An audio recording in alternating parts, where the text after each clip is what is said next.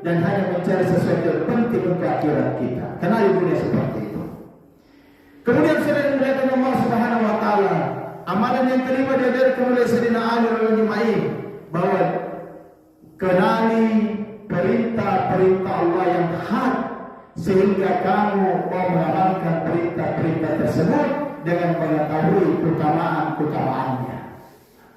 Hari ini kita tidak mengetahui keutamaan-keutamaan amal, perintah-perintah Allah sehingga mudah kita tinggalkan.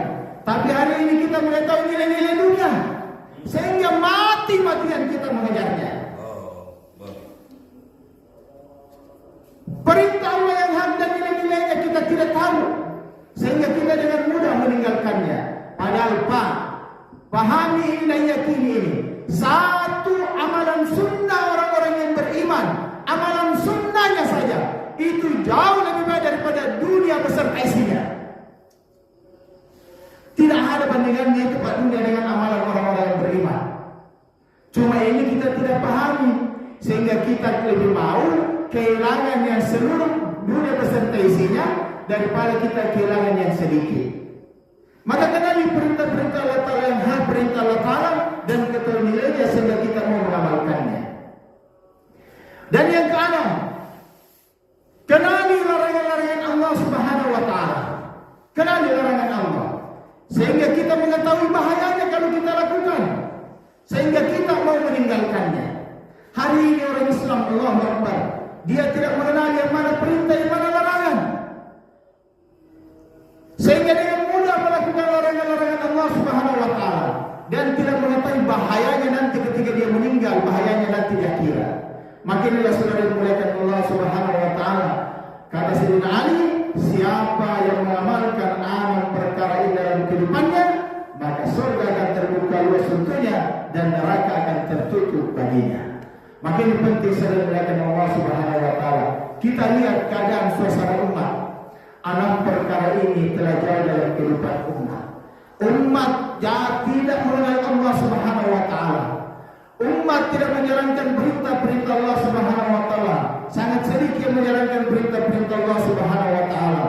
Umat jarang sekali memikirkan tentang akhirat, menjadikan dunia lebih penting daripada akhirat.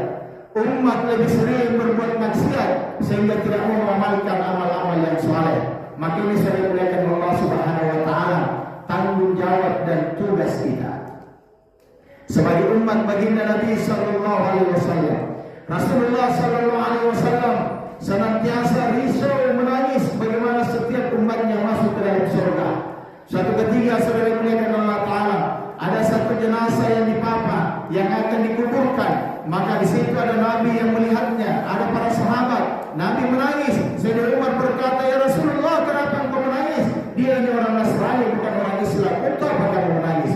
Maka kata Nabi, "Wahai Umar, untuk itulah aku menangis, karena dia adalah umatku, hidup di zamanku, dan dia mati belum mengucap la ilaha illallah, dan dia mati dalam keadaan akan diasap selama-lamanya." Itulah pikir baginda Nabi SAW, karena orang mati tidak kenal Allah, tidak siapkan kehidupannya untuk akhirat, dan dia melanggar hukum-hukum Allah Subhanahu wa Ta'ala. Satu ketika satu orang anak yang biasa bersama Nabi, menghormati Nabi, membantu Nabi, melayani Nabi, tapi dia Nasrani. Maka ini anak lama tidak datang. Nabi katakan, "Di mana ini anak?" Maka orang mengatakan, "Rasulullah, anak ini sementara sakratul maut." Maka Nabi katakan, "Antarkan aku kepadanya cepat." Maka ketika diantarkan, maka ini sakratul maut, cepat Nabi datang kepadanya. Kemudian Nabi katakan, "Wahai anakku, ucapkan la ilaha illallah Muhammad Rasulullah, maka aku akan selamat." Karena anak ini masih ada bapaknya di sampingnya Nasrani, maka dia menengok ke bapaknya, minta izin agar bapaknya mengizinkan. Maka apa kata bapaknya? "Wahai anakku, ucapkanlah apa yang disampaikan Muhammad, karena sesungguhnya dia adalah orang yang benar."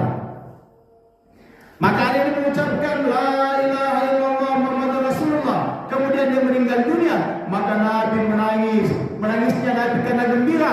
Dan Nabi berkata, "Tidak ada sesuatu yang hari ini membuat aku gembira, karena Islamnya ini anak, karena dia akan dijamin masuk ke dalam surga." Wow.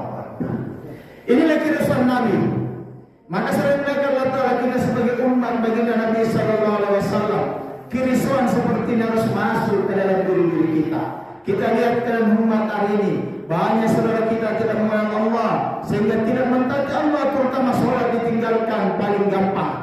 Hari ini meninggalkan sholat lebih gampang daripada maksiat. Orang maksiat masih cari tempat untuk sembunyi. Orang yang mau zina, orang yang mau minum, itu masih mencari tempat untuk sembunyi. Tapi lihatlah orang-orang Islam meninggalkan sholat. Dia terang-terangan di depan umum meninggalkan sholat dengan gampang. Ini kita harus berserius dalam melihat Allah Ta'ala. Ini saudara kita semua. Sedangkan dalam hadis jelas sekali, satu orang dengan sengaja meninggalkan sholat berjamaah satu waktu, tertulis namanya di pintu neraka yang wajib dia masuki, dan dia disiksa selama satu hukum. Satu hukum itu 83 tahun, satu hari akhirat 1000 tahun perhitungan, 100.000 tahun perhitungan kita di atas dunia ini. Berapa lama mereka disiksa? Apakah kita membiarkan mereka? Mereka saudara muslim kita, saudara kita. Bisa jadi mereka adalah saudara kandung kita, sepupu kita, tetangga kita. Apakah kita akan biarkan mereka? Jangan Pak, masukkan kerusuhan dalam hati kita tentang saudara-saudara kita. Kasihan mereka. Makinlah tanggung jawab kita saudara melihat Allah Subhanahu wa Ta'ala. Tanggung jawab kita sebagai umat Nabi Sallallahu Alaihi Wasallam. Nabi nanti akan bertanya kepada kita, wahai Pak Ajirpan, wahai Dinanda, wahai Nyandri dan semuanya, apa yang kau lakukan sepeninggalanku? Apa yang kau lakukan sepeninggalanku terhadap ini agama? Apakah engkau telah dakwakan ini agama? Sampaikan ini agama? Aja daripada umatku taat kepada Allah Subhanahu wa Ta'ala. Kalau tidak, kita akan ditanya nanti oleh Nabi Sallallahu Alaihi Wasallam. Mau ditaruh di mana wajah kita? Melihat orang jauh dari agama. Mau ditaruh di mana wajah kita nanti di hadapan Nabi Sallallahu Alaihi Wasallam? Maka ini saya mulakan Allah Subhanahu wa Ta'ala. Ambil tugas dan tanggung jawab ini. Jadikan diri kita sebagai pengganti baginda Nabi Sallallahu Alaihi Wasallam untuk menyebarkan ini agama. Maka saya mulakan Allah Subhanahu wa Ta'ala. Itulah jemaah dikirim kemana-mana untuk berpikir melihat keadaan umat. Bahwa begitu banyaknya umat hari ini yang jauh daripada agama Allah Subhanahu wa Ta'ala. Memasukkan kerusuhan ke dalam hati kita dengan melihat keadaan umat. Maka saya mulakan Allah kita ajak beberapa yang ada di tempat ini untuk sama-sama juga mau mengambil kerusuhan umat ini, mau mengambil kerja ini, yaitu bagaimana kita sama-sama memikirkan daripada agama umat ini, bagaimana sehingga seluruh manusia juga bisa mentaati Allah Ta'ala sehingga selamat di dunia dan nanti di akhirat masuk ke dalam surga. Semoga majelis kita ini Allah Subhanahu wa Ta'ala jadikan majelis pengampunan. Allah Subhanahu wa Ta'ala jadikan sebagai majelis pengampunan daripada dosa-dosa kita, menjadi asbab kebaikan bagi kita dan manusia seluruh alam.